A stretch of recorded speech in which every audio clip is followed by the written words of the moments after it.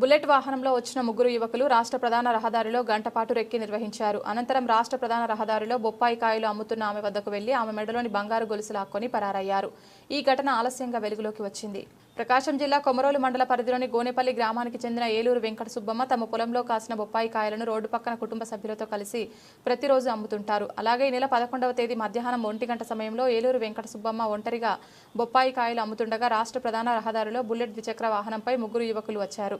రాష్ట్ర ప్రధాన రహదారిలో 2-3 సార్లు అటు ఇటు తిరిగారు.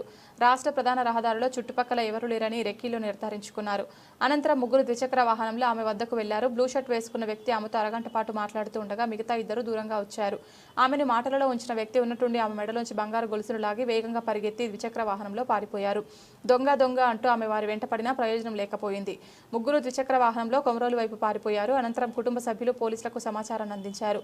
కొమరోలు సబ్ ఇన్స్పెక్టర్ నాగరాజు ఆధ్వర్యంలో పోలీసు బృందం అక్కడికి చేరుకొని సమీప గొడులోని సీసీ కెమెరాలు పరిశీలించారు.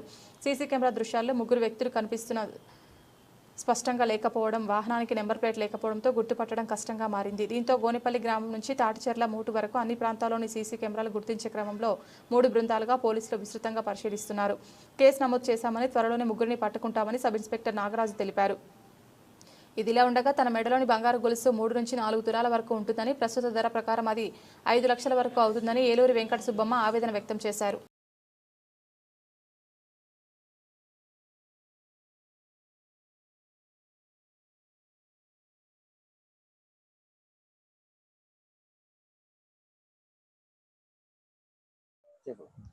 నా పేరు సురేష్ బాబు. మాది కొమరోలు మండలం గోనేపల్లి గ్రామం.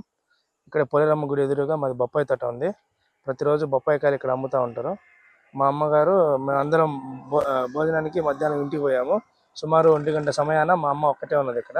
నెల 11వ తేదీన సుమారు మధ్యాహ్నం 1 గంట సమయాన మేమందరం భోజనం పోయినాం. మా అమ్మగారు ఒక్కరే ఇక్కడ బొప్పాయి దగ్గర కూర్చొని ఉన్నారు.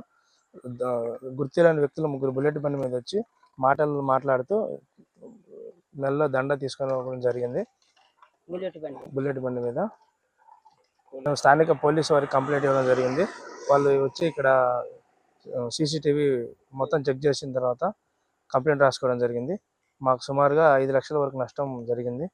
త్వరగా పోలీసు వాళ్ళు మా వంతు దయ ఉంచి త్వరగా దాన్ని రికవర్ చేయవలసిందిగా కోరుతున్నాం.